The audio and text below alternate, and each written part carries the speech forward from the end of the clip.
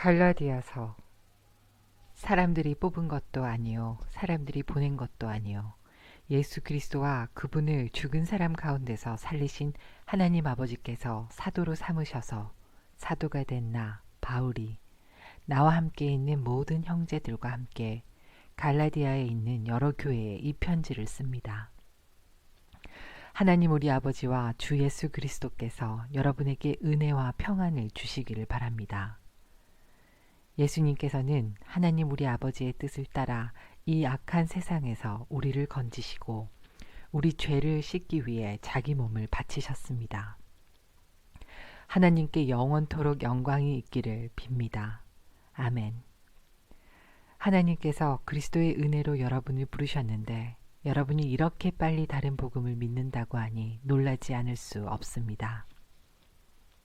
실제로 다른 복음은 없습니다. 그러나 어떤 사람들이 여러분을 혼란스럽게 하여 그리스도의 복음을 바꾸려 하고 있습니다.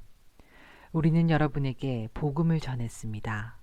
그러므로 우리든지 하늘에서 온 천사든지 우리가 전한 복음이 아닌 다른 것을 전한다면 그는 저주를 받아 마땅합니다. 내가 전에도 말했지만 이제 다시 말합니다. 여러분이 이미 받은 복음 외에 다른 것을 전하는 사람이 있다면 그는 저주를 받아야 합니다. 내가 사람의 마음에 들게 하려는 것처럼 보입니까? 그렇지 않습니다. 나는 오직 하나님의 마음을 기쁘시게 하려는 것 뿐입니다. 내가 사람을 기쁘게 하려고 한다면 나는 그리스도의 종이라고 할 수 없습니다. 형제들이여, 내가 여러분에게 전한 복음은 사람들에게서 나온 것이 아니라는 것을 알기 바랍니다. 그것은 내가 사람에게서 얻은 것도 아니고 사람에게서 배운 것도 아닙니다. 그것은 예수 그리스도께서 내게 보여주신 것입니다. 여러분은 내가 어떻게 살아왔는가를 들었을 것입니다. 나는 유대교에 속한 사람이었습니다. 나는 하나님의 교회를 몹시 박해했을 뿐 아니라 아예 없애버리려고까지 계획했습니다. 나는 나와 나이가 비슷한 다른 유대인들보다 더 열심히 유대교를 믿었습니다. 또한 그 누구보다도 조상들의 전통을 지키는데 열심이었습니다.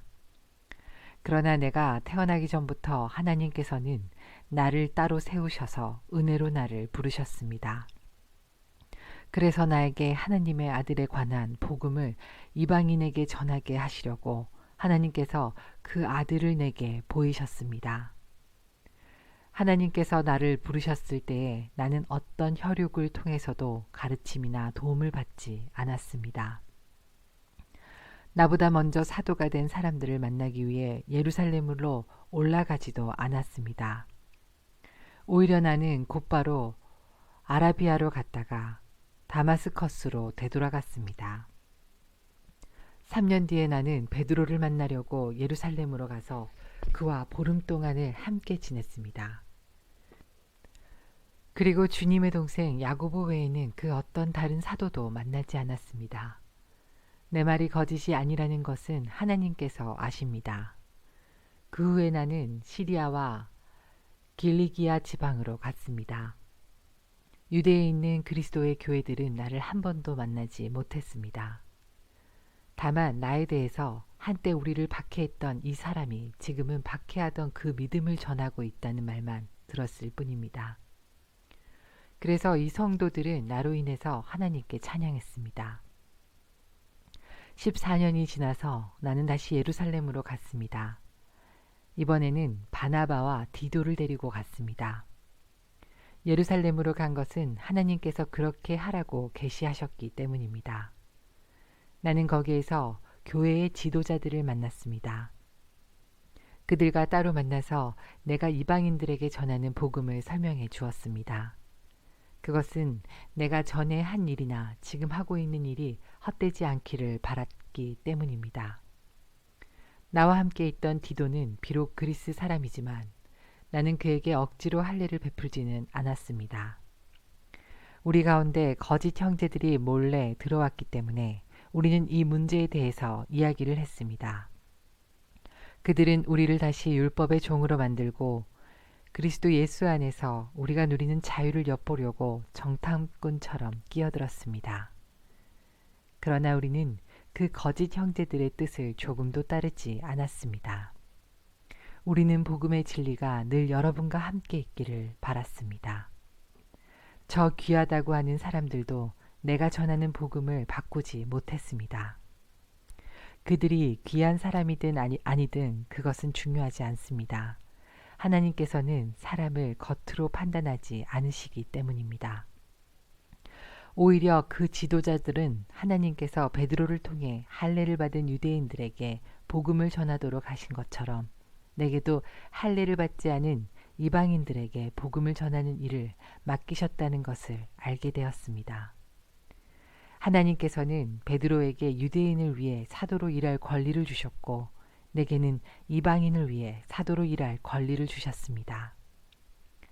지도자로 인정받던 야고보와 베드로와 요한은 하나님께서 내게 주신 특별한 은혜를 깨닫고 바나바와 나를 인정했습니다. 그리고 그들은 바울과 바나바여 그대들은 이방인에게 가십시오. 우리는 유대인에게 가겠습니다. 라고 말했습니다. 그들은 우리에게 한 가지 곧 가난한 사람들을 기억해달라고 부탁했는데 그것은 사실 내가 힘써 해오던 일입니다. 베드로가 안디옥에 왔을 때 그가 잘못한 일이 있어서 내가 그를 대면해서 나무랐습니다.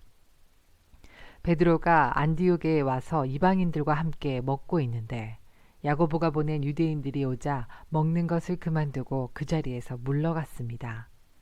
그는 할례를 받은 유대인들을 두려워했던 것입니다. 이처럼 베드로는 거짓된 행동을 했고 다른 유대인 성도들도 거짓된 행동을 했습니다. 심지어 바나바조차 그들의 거짓된 행동에 유혹을 받았습니다. 나는 그들이 복음의 진리를 따르지 않는 것을 보고 모든 사람 앞에서 베드로를 향해 베드로여, 당신은 유대인이면서도 유대인처럼 살지 않고 이방인처럼 살면서 어찌하여 이방인들에게 유대인처럼 살라고 합니까? 하고 말했습니다. 우리는 이방인 곧 죄인이 아니라 유대인으로 태어났습니다. 하지만 우리는 율법을 따른다고 해서 의롭다함을 받는 것이 아니라 예수 그리스도를 믿음으로 의롭다함을 얻는 것을 압니다. 그래서 우리는 의롭다함을 얻으려고 그리스도 예수를 믿었습니다. 우리가 의롭다함을 얻는 것은 그리스도를 믿었기 때문이지 율법을 지켰기 때문이 아닙니다. 율법으로는 어느 누구도 의롭다함을 얻을 수 없습니다. 우리 유대인은 의롭다함을 얻으려고 그리스도께 나아왔습니다. 그리하여 우리가 죄인이라는 것이 밝히 드러났습니다. 그렇다고 해서 그리스도께서 우리를 죄인으로 만드시는 것입니까? 그럴 수 없습니다. 내가 이미 헐어버린 그것을 다시 가르친다면 그것은 틀림없이 내가 죄를 짓는 것입니다. 나는 율법을 위해 사는 것을 그만두었습니다. 나는 율법에 의해 죽었습니다. 내가 율법을 향해 죽은 것은 하나님을 향해 살기 위한 것입니다. 나는 그리스도와 함께 십자가에서 죽었습니다. 이제는 내가 사는 것이 아니라 내 안에 계신 그리스도께서 사시는 것입니다. 내가 지금 내 몸 안에 사는 것을 나를 사랑하셔서 나를 구하시려고 자기 몸을 바치신 하나님의 아들을 믿는 믿음으로 사는 것입니다. 나는 하나님의 은혜를 헛되게 하지 않습니다. 율법으로 의롭다함을 얻을 수 있다면 그리스도께서도 죽지 않으셨을 것입니다. 갈라디아 여러분들은 예수 그리스도께서 십자가에서 죽으셨다는 사실을 분명히 알면서도 남에게 속았으니 어리석기 이를 데 없습니다. 이 한 가지만 대답해 보십시오. 여러분은 어떻게 성령을 받았습니까? 율법을 지켜서 받았습니까? 아닙니다. 복음을 듣고 믿었기 때문에 받은 것입니다. 성령 안에서 살기 시작하다가 이제 와서 다시 자기 힘으로 살려고 하다니 여러분은 참 어리석습니다. 그렇게 많은 고난을 경험했는데도 그 모든 것이 다 헛일이었습니까? 그렇지 않기를 바랍니다. 여러분이 율법을 지켰기 때문에 하나님께서 성령을 주셨습니까? 아닙니다. 여러분이 율법을 지켰기 때문에 하나님께서 여러분 가운데서 기적을 일으키셨습니까? 아닙니다. 하나님께서 성령을 주시고 기적을 일으키신 것은 여러분이 복음을 듣고 믿었기 때문입니다. 성경에도 아브라함에 대해서 같은 말씀이 있습니다. 아브라함이 하나님을 믿으니 하나님께서 아브라함의 믿음을 받으시고 그를 의롭다고 여기셨다. 그러므로 여러분은 믿음으로 사는 사람이 참 아브라함의 자녀라는 것을 알아야 합니다. 또 성경은 장차 일어날 일, 곧 하나님께서 이방인을 믿음으로 의롭게 하여 줄 것을 미리 일러 주었습니다. 이 복음을 먼저 아브라함에게 전했는데 그것은 모든 민족이 너로 말미암아 복을 받을 것이다 라는 성경 말씀과 같은 것입니다. 아브라함이 이를 믿으니 그 믿음 때문에 복을 받았습니다. 누구든지 믿는 사람은 아브라함처럼 복을 받습니다. 그러나 율법을 의지하는 사람은 다 저주를 받습니다. 성경에도 이렇게 적혀 있습니다. 율법 책에 적혀 있는 것을 다 지키지 않은 사람은 저주를 받는다. 율법을 통해서는 하나님으로부터 의롭다함을 얻지 못하는 것이 분명합니다. 성경에 이렇게 적혀 있습니다. 의인은 믿음으로 말미암아 살 것이다.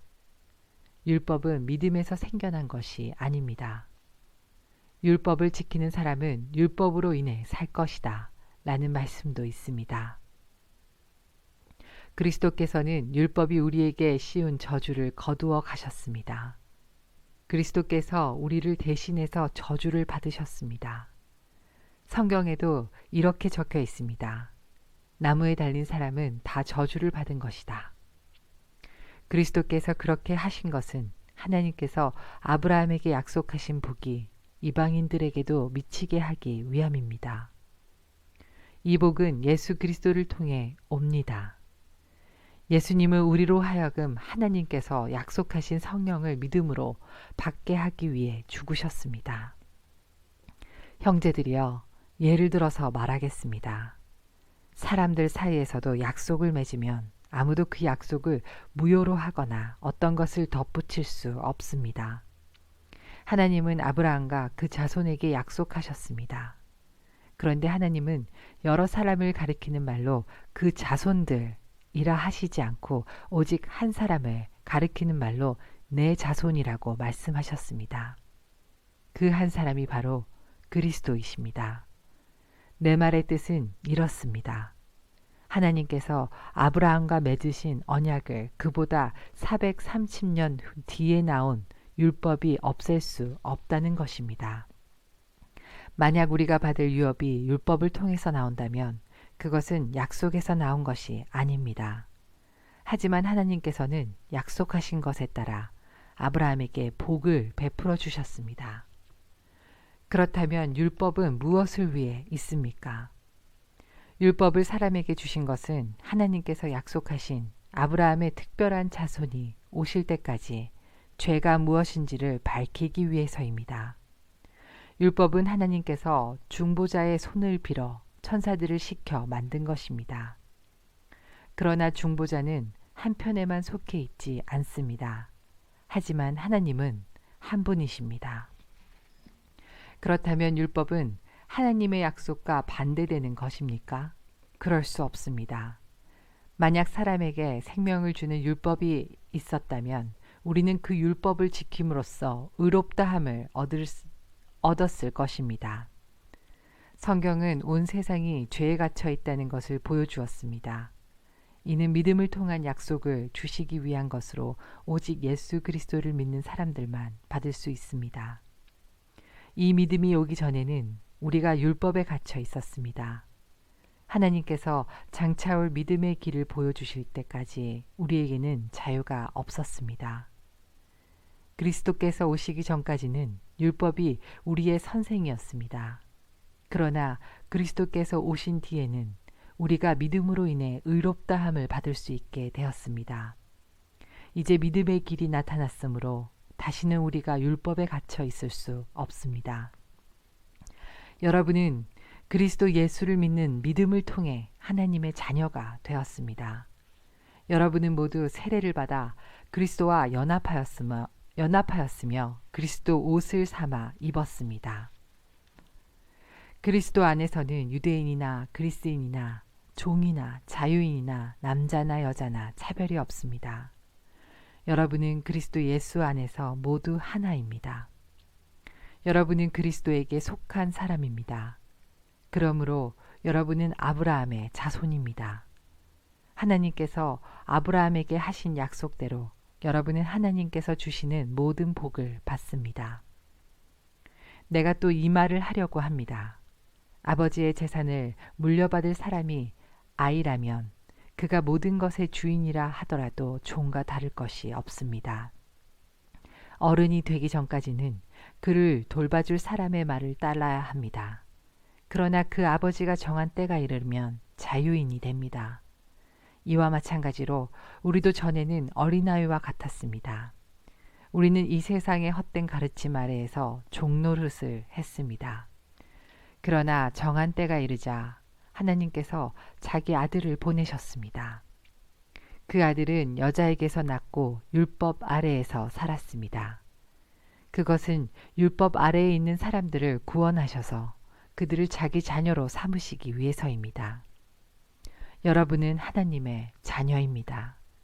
그래서 하나님께서 그 아들의 영을 여러분 마음에 보내주셔서 여러분이 하나님을 아버지, 사랑하는 아버지라 부를 수 있게 하셨습니다.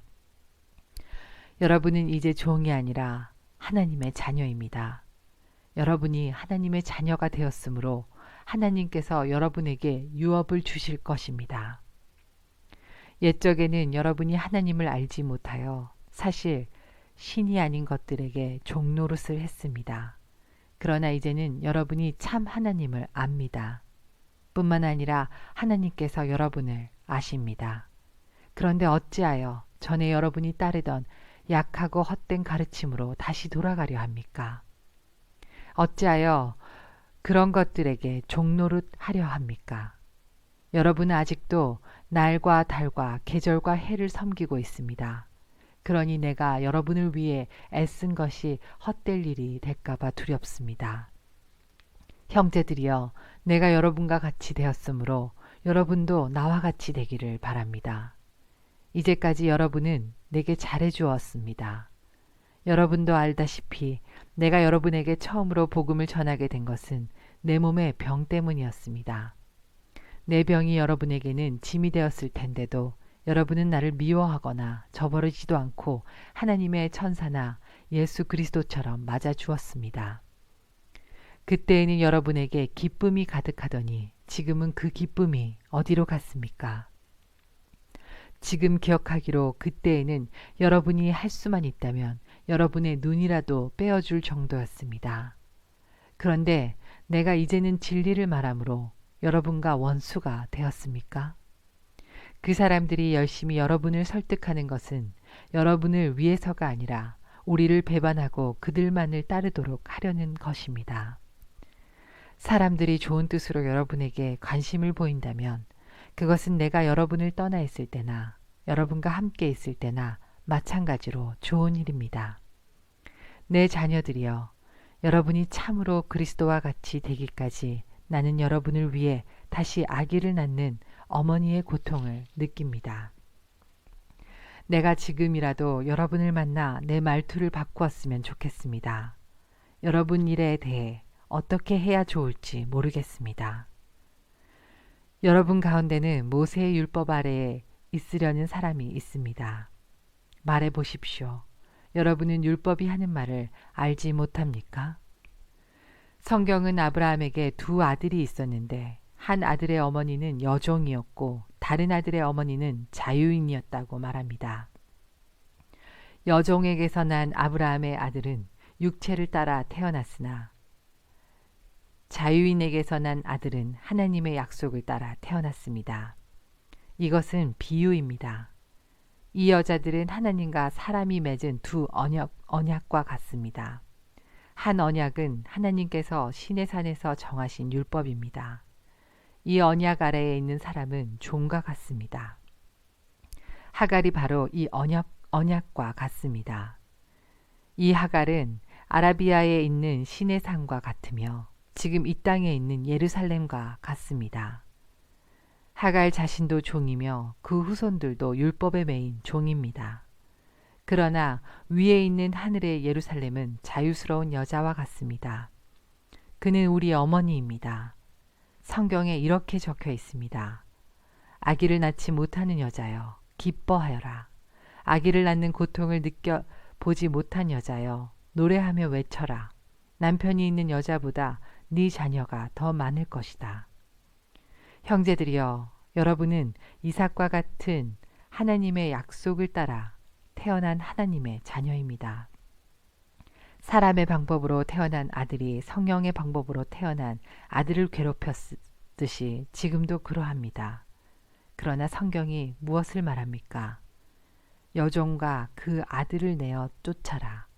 자유인의 아들은 아버지의 것을 다 물려받으나 여종의 아들은 아무것도 받지 못할 것이다. 그러므로 형제들이여, 우리는 여종의 자녀가 아니라 자유한 여자의 자녀입니다. 그리스도께서 우리를 해방시키셔서 우리는 자유롭게 되었습니다. 그러므로 굳게 서서 다시는 율법의 종이 되지 마십시오. 나 바울의 말을 들어보십시오. 여러분이 할례를 받고 율법으로 돌아간다면 그리스도는 여러분에게 아무런 도움이 되지 못합니다. 내가 다시 모든 사람에게 경고합니다. 여러분이 만약 할례를 받는다면 여러분은 율법 전체를 지켜야 합니다. 여러분이 율법을 지켜서 의롭다함을 얻으려고 한다면 여러분은 그리스도에게서 끊어지고 하나님의 은혜에서 멀어지게 됩니다. 그러나 우리는 성령의 도우심을 받아 믿음으로 의롭다 여김을 받는 이 소망을 간절히 기다립니다. 우리가 그리스도 예수 안에 있다면 할례를 받았으나 받지 않았느냐는 중요하지 않습니다. 중요한 것은 사랑으로 말미암아 나타나는 믿음뿐입니다. 여러분은 지금까지 잘 달려왔습니다. 그런데 누가 여러분을 막아 진리를 따르지 못하게 합니까? 그런 유혹은 여러분을 부르신 분에게서 나오지 않았습니다. 조심하십시오. 적은 누룩이 반죽 모두를 부풀게 합니다. 그러나 나는 여러분이 그런 다른 생각들을 따르지 않을 줄로 믿습니다. 누구든지 여러분을 혼란하게 하는 사람은 심판을 받을 것입니다. 형제들이여, 나는 할례를 받아야 한다고 가르치지 않았습니다. 내가 할례를 가르친다면 어째서 아직도 박해를 받겠습니까? 내가 지금까지 할례를 가르쳤다면 십자가를 전하는 어려움도 사라졌을 것입니다. 여러분을 어지럽히는 사람들은 차라리 스스로 고자가 되어 버리는 것이 좋겠습니다. 형제들이여, 하나님께서 여러분을 부르셔서 자유인이 되게 하셨습니다. 그러나 그 자유를 육체의 욕망을 채우는 기회로 삼지 말고 사랑으로 서로 섬기십시오. 모든 율법은 내 이웃을 네 몸과 같이 사랑하여라 하신 한 계명 속에 다 들어 있습니다. 여러분이 서로 해치고 헐뜯는다면 양쪽 다 멸망할 테니 조심하십시오. 그러므로 내가 말합니다. 성령을 따라 사십시오. 그러면 육체의 욕망을 따라 살지 않게 될 것입니다. 육체의 욕망은 성령을 거스르고 성령이 바라시는 것은 육체의 욕망을 거스립니다. 이 둘은 서로 반대되는 것이므로 여러분의 욕망대로 살 수 없게 합니다. 성령께서 이끄시는 대로 살면 여러분은 율법 아래에 있지 않게 됩니다. 육체가 하는 일은 분명합니다. 곧 음행과 더러움과 음란과 우상 섬기기와 마술과 미움과 다툼과 질투와 화내기와 이기심과 편가르기와 분열과 시기와 술 취하기와 흥청거리는 잔치와 같은 것들입니다. 전에도 경고했지만 이제 다시 경고합니다. 이런 일을 하는 사람은 하나님의 나라에 들어가지 못합니다. 그러나 성령의 열매는 사랑과 기쁨과 평화와 오래 참음과 자비와 착함과 성실과 온유와 절제입니다. 이런 것들을 금지할 율법이 없습니다. 그리스도 예수께 속한 사람은 자기 육체를 정욕과 욕망과 함께 십자가에 못 박았습니다. 우리가 성령으로 새 생명을 얻었으므로 성령을 따라 살아야 합니다. 그리고 교만하지 말고 서로 다투거나 시기하지 말아야 합니다. 형제들이여, 여러분 가운데서 누구든지 죄 지은 사람이 있거든 신령함을 지닌 여러분이 온유한 마음으로 그를 바로잡아야 합니다. 그러나 여러분도 유혹에 빠지지 않도록 조심하십시오. 여러분은 서로 다른 사람의 짐을 들어주십시오. 그것이 그리스도의 법을 이루는 길입니다. 아무것도 아닌 사람이 무엇이나 된 것처럼 행동한다면 그것은 자기를 속이는 일입니다. 자기를 다른 사람과 비교하지 마십시오. 사람은 저마다 자기 일을 살펴야 합니다. 그러면 자랑할 일이 자기에게만 있을 것입니다. 사람은 저마다 자기 일에 책임을 져야 합니다. 하나님의 가르침을 배우는 사람은 가르치는 사람과 모든 좋은 것을 나누어야 합니다. 스스로 속이지 마십시오. 하나님을 속일 수는 없습니다. 사람은 자기가 심은 대로 거둘 것입니다. 자기 육체의 욕망대로 심는 사람은 육체로부터 썩을 것을 거둘 것이며 성령의 뜻을 따라 심는 사람은 성령으로부터 영원한 생명을 거둘 것입니다. 선한 일을 하다가 낙심하지 말아야 합니다. 때가 이르면 영원한 생명을 거둘 것이므로 포기하지 말아야 합니다. 기회가 닿는 대로 모든 사람에게 선한 일을 해야 합니다. 특히 믿음의 가정에 그렇게 해야 합니다. 내 손으로 이렇게 여러분에게 큰 글자로 씁니다. 여러분에게 억지로 할례를 받도록 하려는 사람들이 있습니다. 그들은 육체를 꾸미기 좋아하는 사람들입니다. 그들은 그리스도의 십자가를 따르면 박해를 받을까봐 두려워하고 있습니다. 할례를 받은 사람들이 스스로도 율법을 지키지 않으면서 여러분에게는 할례를 받게 하려는 것은 여러분에게 한 일을 가지고 자랑하기 위함입니다. 그러나 내게는 우리 주 예수 그리스도의 십자가 말고는 아무것도 자랑할 것이 없습니다.